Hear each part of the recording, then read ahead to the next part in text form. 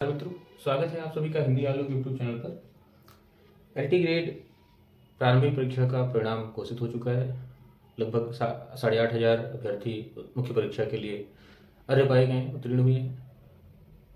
कतिपय वर्गों में जैसे दिव्यांग, भूतपूर्व सैनिक, खिलाड़ी इत्यादि में जो है एसटी इत्यादि वर्गों में चूँकि 40% मिनिमम लाना था तो कैंडिडेट नहीं मिल पाए 15 गुना, तो वहाँ पर कम है। किंतु अनारक्षित, ओबीसी, एससी, एसटी इत्यादि वर्गों में जो है 15 गुना पूरे हैं, उससे अधिक ही थे तो 15 गुना ही शॉर्ट लिस्ट हो पाए। तो इस तरह 8,500 अभ्यर्थियों को बुलाया गया है मुख्य परीक्षा के लिए।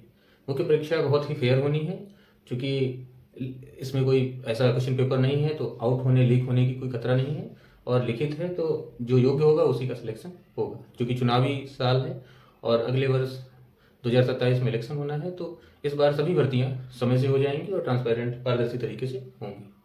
तो आज हम लोग देखेंगे, क्योंकि इसके पहले वीडियो में हम लोग देख चुके थे कि अच्छा उत्तर कैसे लिखें, कैसे कैसे कितना समय देना है। आपने देखा होगा कि मुख्य परीक्षा एलटी की, उसमें 20 प्रश्न आएंगे, 10 प्रश्न लघु होंगे और 10 दीर्घ होंगे। जो लघु होंगे उन्हें आपको 100 शब्दों में लिखना है, जो लघु होंगे उन्हें आपको 120 शब्दों में लिखना है, और जो दीर्घ होंगे उन्हें आपको 200 शब्दों में लिखना है। और लघु के लिए 8 अंक निर्धारित हैं और दीर्घ के लिए 12 अंक निर्धारित हैं। इस तरह आपको ये पूरा जो है 200 अंक का होगा, तो आपको 12 अंक के 10 हो गए तो 120, और 8 अंक के 10 हो गए तो 80। इस तरह करके 8 और 12 अंकों में लघु और दीर्घ बटेंगे। समय कैसे बांटना है हमने पिछले वीडियो में बताया है, उसका लिंक आपको शेयर कर देंगे, आप देख लीजिएगा।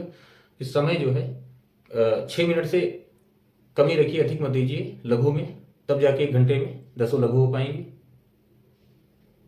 और दीर्घ में 12 मिनट या इससे कम ही रखिए, तब जाके 120 मिनट में आपके सभी 10 दीर्घ हो पाएंगे। इस क्रम में रखेंगे, इससे कम रखेंगे तो 3 घंटे में आपका पेपर आराम से हो जाएगा पूरा। और किसी प्रश्न में 1-2 लाइन कम हो वो ठीक रहेगा, लेकिन क्वेश्चन छूटने नहीं चाहिए। अब आज हम देखते हैं कि पहले लघु उत्तरीय आज सीखेंगे कि कैसे बेहतरीन लघु उत्तरीय हम लिख सकते हैं।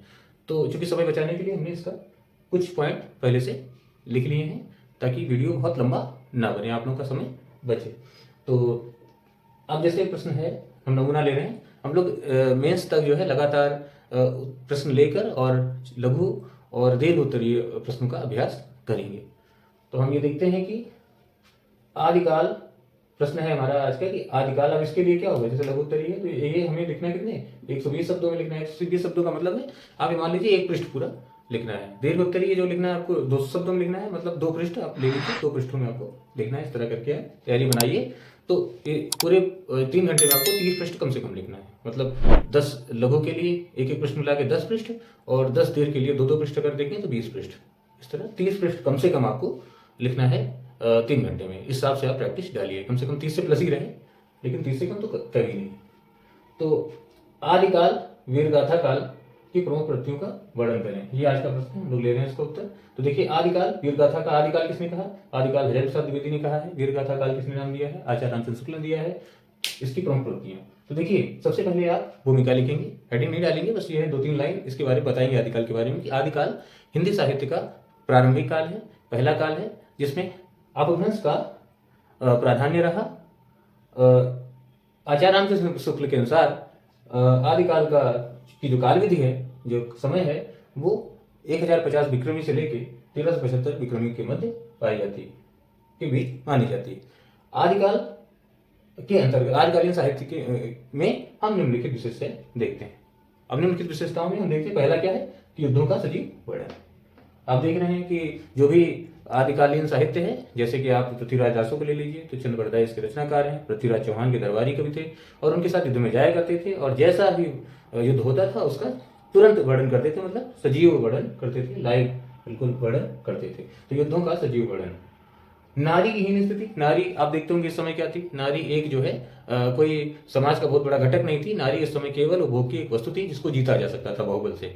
जितनी भी युद्ध हुए हैं इस समय सीमा विस्तार के लिए न होकर अधिकतर स्त्री के लिए हुए हैं। किसी की रानी बहुत सुंदर है तो उसके लिए युद्ध लड़े गए और हजारों सैनिक, निर्दोष सैनिक मरे। या किसी की राजकुमारी बहुत सुंदर है तो उसके लिए युद्ध हुई, और लाखों हजारों सैनिक जो है ने अपना प्राण उत्सर्ग किए। तो ये जो है ऐसी स्थिति थी उस समय, तो नारी की हीन स्थिति थी। आश्रयदाताओं की प्रशंसा, तो ये तो बहुत महत्वपूर्ण है, क्योंकि आश्रयदाता जो थे उनकी प्रशंसा की जाती थी। प्रशंसा कौन करते थे? उनके दरबारी कवि क्या करते थे? तो और इन्हीं दरबारी कवियों को चारण भी कहते थे। तो आश्रयदाताओं की प्रशंसा इस समय होती थी। प्रशंसा अतिशयोक्तिपूर्ण होती थी, बढ़ा चढ़ाकर होती थी, झूठी होती थी लगभग, मतलब जितनी है उससे बढ़ा के। राष्ट्रीय चेतना का अभाव, तो राष्ट्रीय चेतना नहीं थी, कोई ऐसा नेशन नहीं था जैसे भारत इस समय है, छोटे छोटे राज्यों में बटा था और उसी टुकड़े को वो अपना पूरा देश मानते थे। वो एक समूचे राष्ट्र की कोई भावना इस समय नहीं थी, और यही कारण था कि मुगलों ने बड़ी आसानी से यहाँ पर अधिकार कर लिया। अब आप देखेंगे कि विभिन्न प्रकार के छंदों का प्रयोग किया गया है। इसमें बहुत सारे छंदों का प्रयोग मिलता है, जिनमें जो है छप्पे बहुत मिलता है, छप्पे का प्रयोग, और चंद्रप्रदायी को तो छप्पे का सम्राट भी कहते हैं। तो आप देखेंगे कि विभिन्न प्रकार के छंदों का प्रयोग मिलता है। अकेले पृथ्वीराज रासो में 68 प्रकार के छंदों का प्रयोग हुआ है। आप देखते हैं अतिशयोक्ति अलंकार का बाहुल्य, भाई जिनके यहाँ रहते थे आश्रयदाता उनकी तारीफ करते थे, बढ़ा चढ़ा करते थे, उन्हीं उससे उनकी आजीविका चलती थी। अतिशयोक्तिपूर्ण बढ़ा चढ़ाकर उनकी वीरता का वर्णन करते थे, सौंदर्य वीरता का वर्णन किया करते थे। डिंगल व पिंगल शैली का प्रयोग, डिंगल और पिंगल शैली का प्रयोग करते थे। अब आप देखेंगे कि जो भी वीर गाथा रचनाएं हैं उनमें जब रानी या राजकुमारी के पास जाते हैं तो प्रेम की बातें होती हैं, तो उस समय पिंगल शैली का प्रयोग होता है। और जब युद्ध होता है तो डिंगल शैली का प्रयोग होता है। डिंगल शैली क्या है? डिंगल में राजस्थानी और अपभ्रंश का योग है, और पिंगल में पिंगल में जो है ब्रज और अपभ्रंश का योग है। तो जहाँ वीरता की बात है वहाँ डिंगल का प्रयोग होता था शैली का, और जहाँ प्रेम की बात है, श्रृंगार की बात है, वहाँ पिंगल शैली का प्रयोग होता था। एक और पॉइंट महत्वपूर्ण है, श्रृंगार व वीरस का प्रधानता। तो इसमें मुख्यतः वीरस की प्रधानता थी, वीरस ही लिख सकते हैं, लेकिन श्रृंगार भी प्रधान था। तो ये दो मुख्य अंगिरस हुआ करते थे उस समय। अब इसके बाद आता है निष्कर्ष। तो निष्कर्ष में आप देखेंगे कि उपरोक्त निष्कर्ष में लिखेंगे, अतः हम देखते हैं, निष्कर्ष हेडिंग नहीं डालेंगे, बस पैरा चेंज कर नीचे लिखेंगे कि उपरोक्त के आधार पर हम कह सकते हैं कि आदिकाल के अंतर्गत युद्धों का जरिए वर्णन, नारी की हीन स्थिति, आश्रयदाताओं की प्रशंसा, राष्ट्रीय चेतना का अभाव, विभिन्न प्रकार के छंदों का प्रयोग, अतिशयोक्ति अलंकार का बाहुल्य, डिंगल व पिंगल शैली का प्रयोग, श्रृंगार व वीर रस की प्रधानता इत्यादि लक्षण पाए जाते हैं, या इत्यादि प्रवृत्तियां पाई जाती हैं। तो ये आपका एक बैलेंस उत्तर हो जाएगा, जो कि लगभग 4-5 मिनट में पूर्ण हो जाएगा, और इससे ज़्यादा इसमें समय नहीं लेना है, नहीं तो आपका पेपर छूटेगा। और अगर क्वेश्चन आपके छूटे तो आप रेस से बाहर हो जाएंगे। इसलिए किसी भी स्थिति में क्वेश्चन छूटने नहीं चाहिए। 1-2 लाइन कम लिख जाए किसी प्रश्न में तो ऐसी कोई बात नहीं है। कोई शब्द गिनने नहीं बैठा है। आप ये मानिए, अगर 120 शब्दों में कमीशन कह रहा है, आपसे कह रहा है लघु, तो 100 भी चलेगा, 110 भी चलेगा, 130 भी चलेगा। अगर 200 शब्दों में दीर्घ कह रहा है तो 190 भी चलेगा और 210 भी चलेगा। कोई एग्जैक्ट शब्द नहीं गिनना है। इसीलिए मैं कह रहा हूँ कि लघु जब लिखना है तो 1 पृष्ठ बहुत है, और दीर्घ जब लिखना है तो 2 पृष्ठ बहुत है। इससे ज़्यादा लिखोगे तो छूटेगा।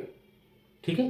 तो और कमीशन जो है, आयोग जो है, जो आपको बुक मतलब आंसर लिखने के लिए उत्तर पुस्तिका देगा, उसमें जगह छोटी रहेगी, तो उससे ज़्यादा आप लिख भी नहीं सकते।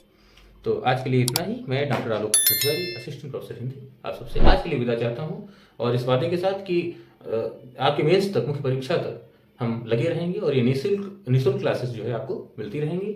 और अब हम तभी रुकेंगे जब आप लोग का चयन हो जाएगा, सबकी नौकरी 2026 में पक्की हो जाएगी। आज के लिए इतना ही। जय हिंद, जय भारत, जय हिंद, वंदे मातरम, नमस्कार।